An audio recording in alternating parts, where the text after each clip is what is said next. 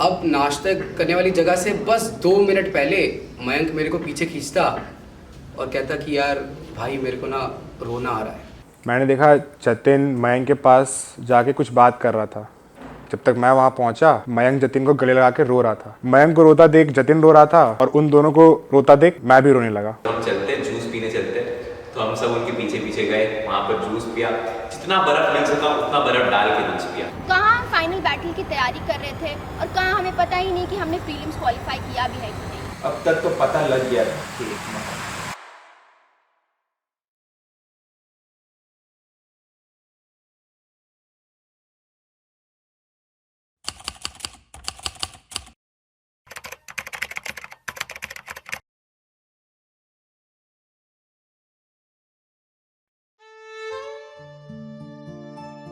27 की पूरी रात इंतजार में थी। 28 की सुबह सुबह सीवी रमन का फोन आया। कहा कि भाई कहाँ जाना है परफॉर्म करने, कुछ लोकेशन या वेन्यू मिला है क्या? तो फिर मैंने बताया कि शायद हमने क्वालिफाई नहीं किया। हमें तो ऐसा कोई मेल आया नहीं था, ना ही किसी कॉन्टैक्ट से हमें बताया गया था कि हमें परफॉर्म करना है। बट सीवी रमन वालों ने बहुत ही दावे के साथ कहा कि शायद उन्होंने कहीं हमारा नाम देख रखा है फाइनल लिस्ट में, क्वालिफाइंग लिस्ट में कहीं उन्होंने हमारा नाम देख रखा था। तो ये हमारे थोड़ा कंफ्यूजन क्रिएट हो गया हमारे बीच। तो सोचा चलो ठीक है, पता करते हैं इस पर। अब उस कॉल के बाद थोड़ी सी होप बनी कि शायद उनके एंड से कोई गलती हुई होगी। मैंने ये बात सीनियर्स को बताई और उसके बाद में श्रेयांश और बेतान भैया लोकेशन पे चले गए, वहाँ जाके पता करने की कहीं कुछ थोड़ा सा कंफ्यूजन रह गया हो, कुछ बात शायद पता चल जाए कुछ। इस कंफ्यूजन को दूर करने के लिए मैंने अंकुश को फ़ोन लगाया। अंकुश स्प्रिंग फेस्ट का ओसी मेंबर था। पूछा कि भाई हमारी टीम क्वालिफाई करी है कि नहीं करी है। उसने तो साफ साफ कह रहे किट से एक क्या किसी भी टीम ने क्वालिफाई नहीं किया। बट थोड़ी देर पहले सीवी रमन का कॉल आया था कि उसने कहीं हमारा नाम देख रखा है। अब जब बात गुंजाइश की आ ही गई थी तो हार क्यों मानना। मैं और विधान भैया निकल पड़े थे कि फ्लोर पता करने कि असल मामला क्या है। गया वहाँ तो दूर एक लड़का बैठा मिला, कोई नहीं वो अंकुश ही था। उसने हमें एक व्हाट्सएप मैसेज दिखाया जिसमें सारी टीम्स के नाम थे जो क्वालिफाई हुए थे। मैंने और श्रेयांश ने ऊपर से नीचे तक पूरा लिस्ट देखा, लेकिन उसमें कई सारे कॉलेज थे जैसे XIMB, NSUT, CV Raman, heritage college, लेकिन कर्तव्य का कोई नामो निशान नहीं था। और साथ ही साथ हमने ये भी डिसाइड कर रखा था कि ये बात हम टीम में किसी को बताएंगे नहीं। और कहाँ ही बता दें, क्या ये टीम के मोराल को डाउन नहीं कर सकता था कि इतने इंपॉर्टेंट डे पे, रिजल्ट वाले डे पे, परफॉर्मेंस डे पे निखिल भैया हमें छोड़ के निकलने वाले थे। उसके बाद भी मन मानने को तैयार नहीं था कि हम हार कैसे गए। पर जब हमने लिस्ट ही चेक कर ली थी और हमारा नाम नहीं था उसमें, सब कुछ कंफर्म हो गया था।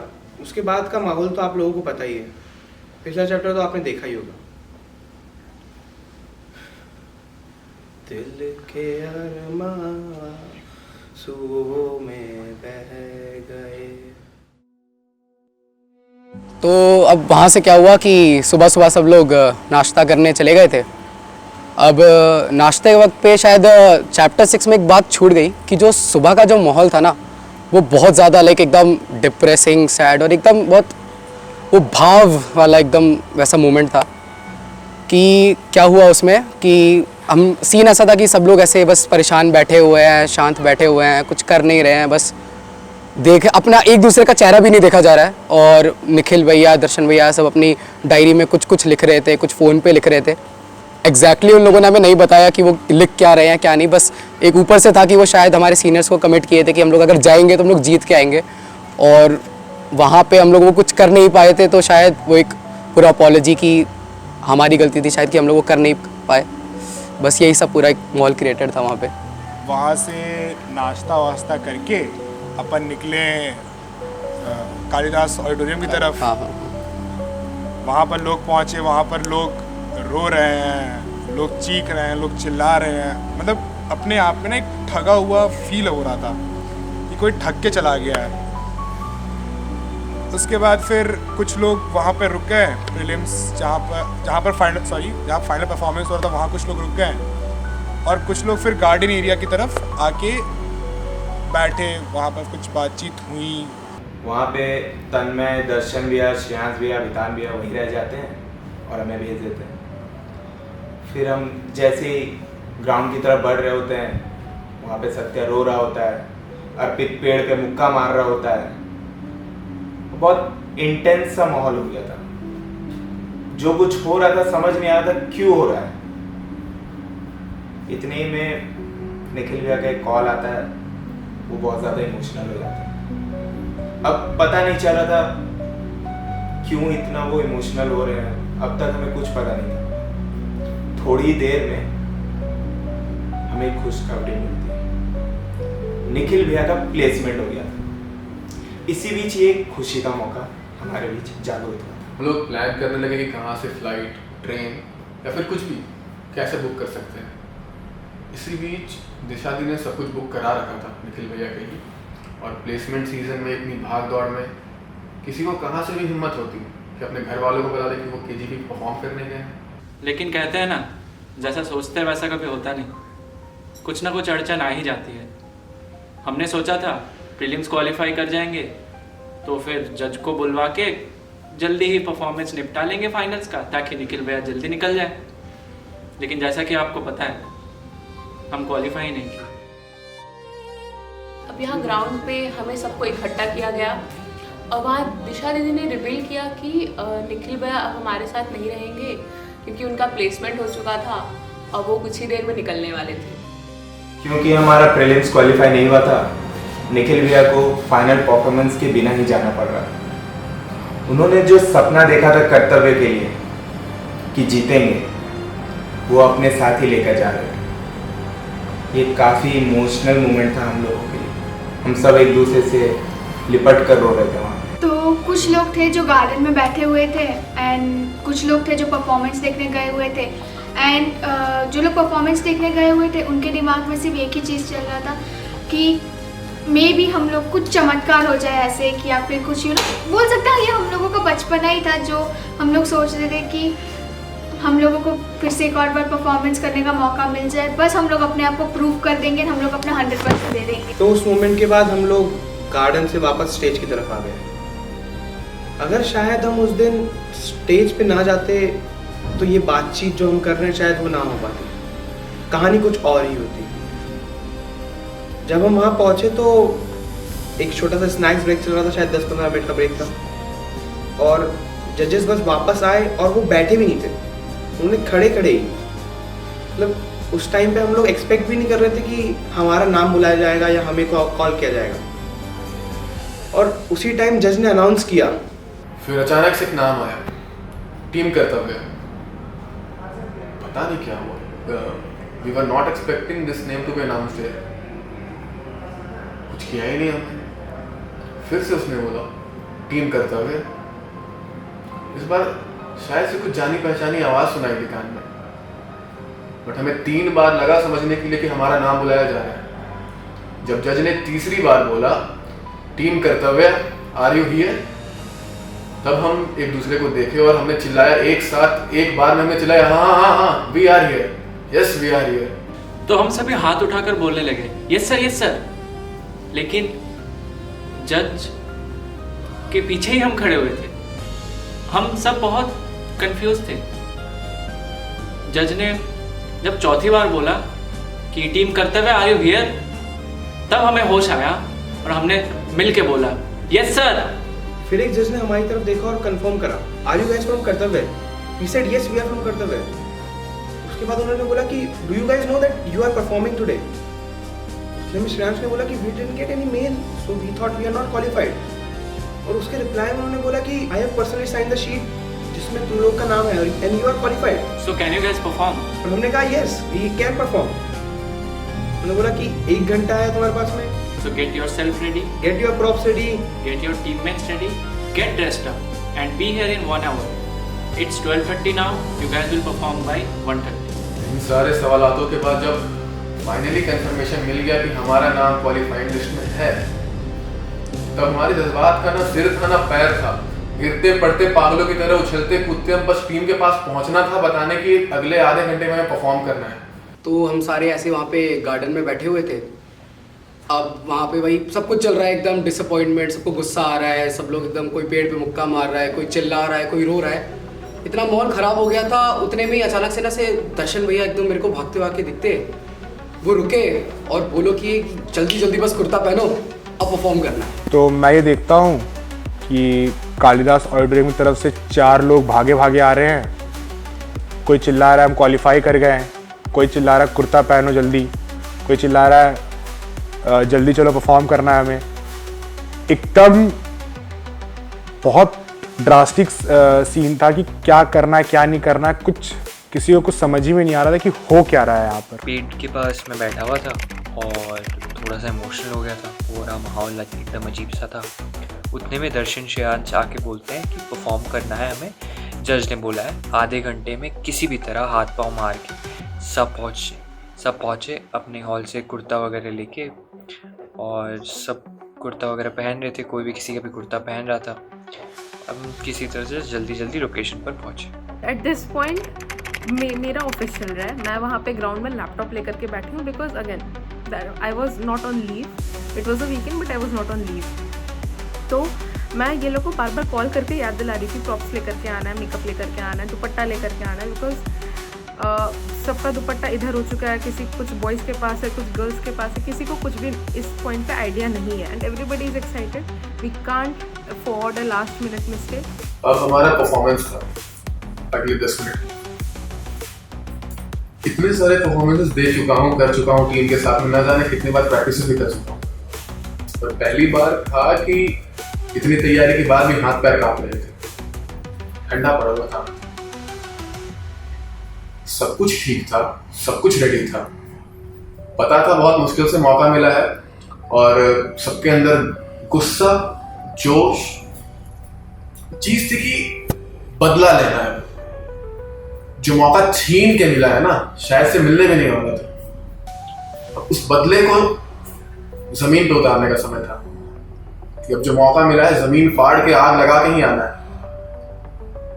कुछ को चोट लगी हुई है, किसी का कंधा गया है, किसी का हाथ गया है, किसी का पैर गया है, पर यकीन मानो अगर वहां पे होते तो आपको किसी के चेहरे पे दिखता नहीं कि किसी का कुछ भी नुकसान हो रखा है। और जैसे ही जमीन पे उतरे हम लोग, जो अगले 16 मिनट किसी तूफान से कम नहीं थे, और आज तक किसी भी एक मेंबर ने इतने परफॉर्मेंस के बाद भी इस जोश के साथ तो परफॉर्म नहीं किया था। कुछ तो हुआ था उसमें। तो जब परफॉर्मेंस स्टार्ट हुई एकदम अच्छे से शुरू हुई, एकदम ज़ोर से शुरू हुई, एकदम कोई दिक्कत नहीं आई। बस दिमाग में एक ही चीज़ चल रही थी कि कुछ भी हो जाए अपना बेस्ट देना है, करके आना है इस बार। परफॉर्मेंस के टाइम बहुत ज़्यादा स्लेजिंग चल रही थी, बहुत ज़्यादा कमेंट्स आ रहे थे। मेरे को जो पर्सनल कमेंट्स 1-2 मिले थे कि अरे यार ये तो हम लोग अभी करके गए हैं, तुम लोग दोबारा क्यों कर रहे हो, तुमने हमारे कुर्ते का रंग चुरा लिया। जब जजेस ने अनाउंस किया कि रिजल्ट डिक्लेयर होने वाला है, उन्होंने सभी टीम्स को सामने बुलाया। कुछ तो बोलेंगे लेकिन इतना भी खराब नहीं होने वाला है, डिप्रेस नहीं होंगे हम लोग, भले कुछ ना कुछ तो पोजीशन आ ही जाएगी। और फिर जब अनाउंसमेंट हुआ कि KIIT करता हूँ फिर, तब तो भैया जीत गए। सब पागल हो गए थे एंड सब रो रहे हैं, एक दूसरे को हग कर रहे हैं। It was such a special moment. वो मेरे लिए बहुत सही था, मेरे लिए पर्सनली वो मोमेंट बहुत सही था। So there is one specific reason why unanimously you all have won. The reason for number 3 is the neatness of performance. How a performance was very neat, no jerks, no breaks, and definitely, and the use and the chemistry, the teamwork which happened in that performance. That was the reason this team has placed 3rd, and it is KIIT Kartavya.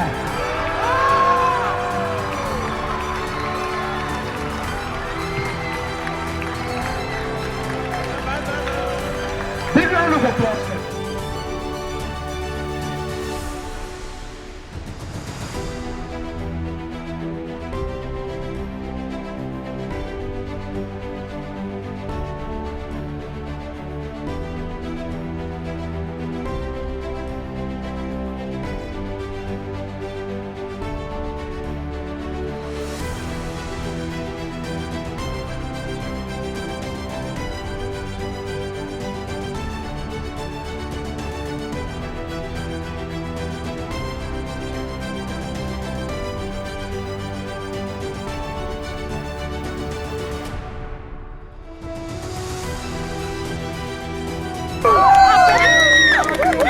नीचे, ना कोई ऊपर नीचे, रोने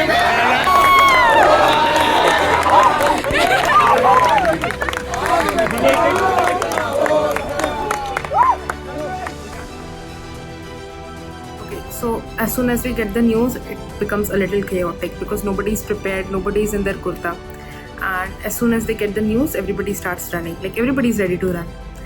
इस पूरे process में लड़के तो भाग के चले गए, लड़कियां भी भाग करके जा रही थी. उनको पकड़ा मैंने, उनको बोला कि केवल रेडी होकर के नहीं आना, you have to do your makeup का सामान लेकर के आना जो लड़कों को लगाना है, एज वेल एज हमें प्रॉप्स भी लेकर के आना है, because at this point props भी सारे हॉस्टल के रूम में रखे हुए हैं. We are not prepared for this. अभी जैसे ही मैंने ये बोला कि ठीक है guys, I want you to come back here 15 minute के अंदर आराम से, गिर मत जाना, चोट मत लगा लेना. Whatever चोट is acceptable is only acceptable during the performance, उसके अलावा और नहीं गिरना है हमें. And the girls start running as well. अभी ये लड़कियां, ये तो नुक्कड़ वाली थी, ये तो भागी. इनके पीछे पीछे मैं देख रही हूँ कि थिएटर वाली लड़कियां भी भाग करके चली गई. आई डोंट नो वो किस एक्साइटमेंट में थी या उनको समझ नहीं आया, बट वो भी उनके पीछे भाग करके चली गई. लड़कों का हॉस्टल तो दूर था, तो उनको फिर भी शायद उन्होंने टोटो वगैरह कर लिया, they got a rickshaw. But लड़कियां तो दौड़ते हुए ही चली गई हॉस्टल, बिकॉज सिग्निफिकेंटली पास था. एंड एट दिस पॉइंट मेरा ऑफिस चल रहा है, मैं वहाँ पे ग्राउंड में लैपटॉप लेकर के बैठी हूँ, because again I was not on leave. It was a weekend but I was not on leave. तो मैं ये लोगों को बार बार कॉल करके याद दिला रही हूँ कि प्रॉप्स लेकर के आना है, मेकअप लेकर के आना है, दुपट्टा लेकर के आना है, बिकॉज सबका दुपट्टा इधर हो चुका है. किसी कुछ बॉयज़ के पास है, कुछ गर्ल्स के पास है, किसी को कुछ भी इस पॉइंट पे आइडिया नहीं है. And everybody is excited. We can't afford a last minute mistake.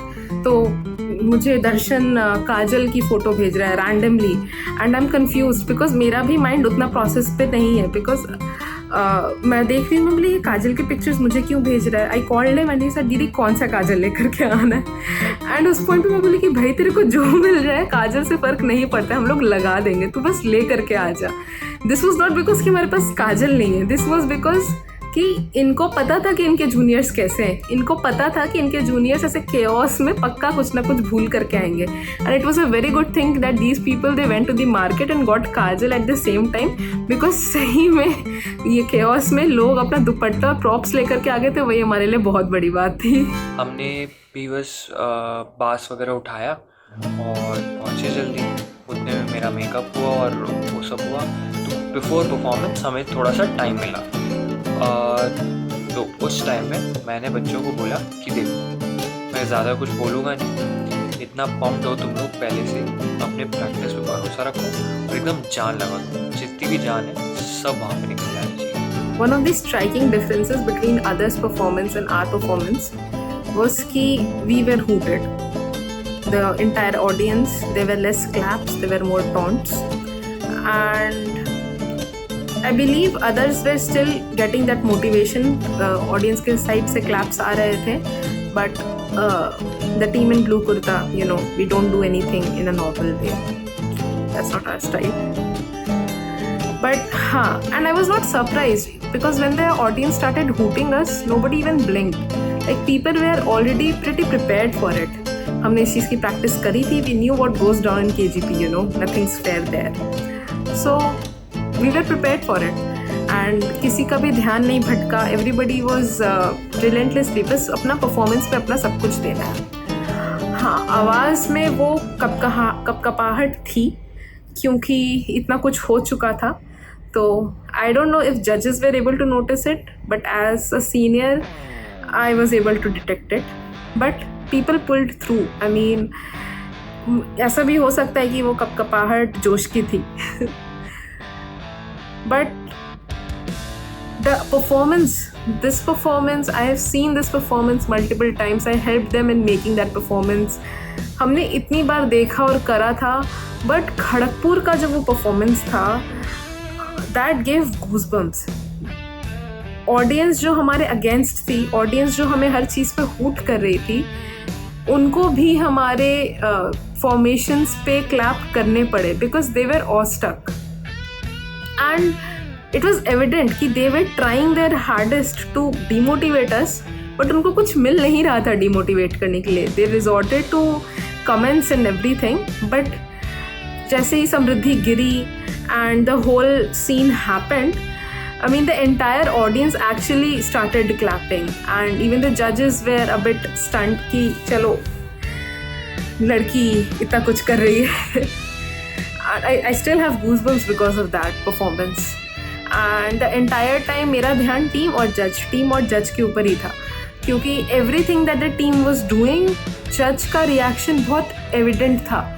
I mean, यहाँ पे समृद्धि गिर रही है, निखिल को उठाया जा रहा है, उसको फांसी हो रही है, and all those expressions were very much visible on the judge's face because it was clear that they have not seen this before, and that in itself was satisfying. मतलब इतना कुछ होने के बाद भी that feeling कि जज भी कुछ नया देख रहे हैं because there were lots of knockers regarding female safety and everything.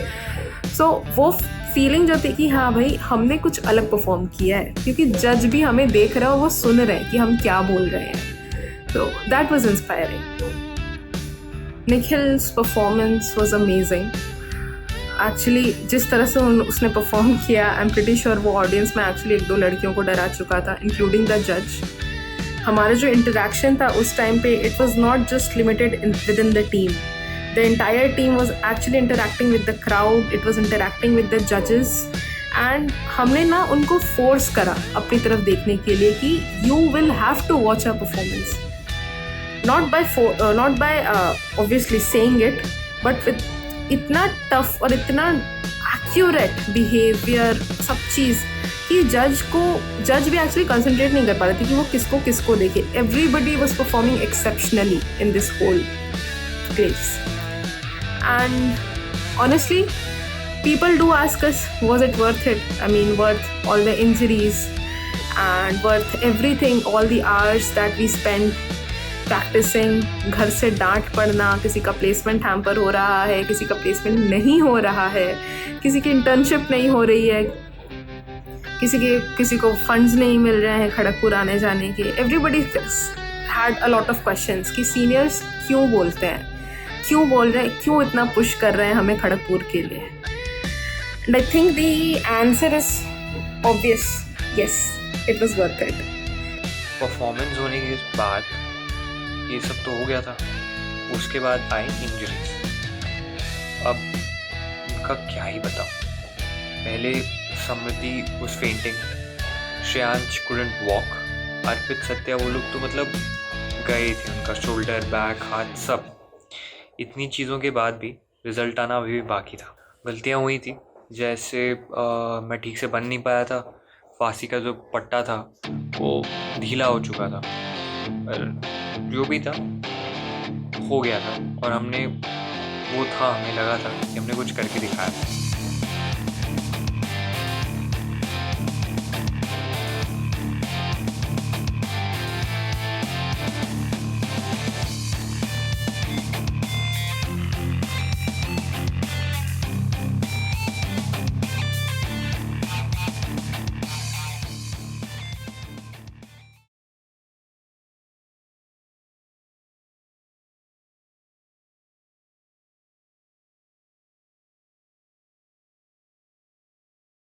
I saw कि एक मैसेज आया, आई गेस यस भैया या निखिल भैया किसने डाला था, मेरे को याद नहीं है, बट मैसेज पे लिखा हुआ था कि सब जल्दी से आ जाओ, भाग के कोई मत आना, इंजरी हो सकती है, ऑटो लेके आना. मैं बोला क्या मतलब, पहले आप बोलते हो कि नहीं करना है, सिलेक्शन नहीं हुआ है, फिर कब कुछ भी आधा घंटा बाद ये मैसेज डालते हो.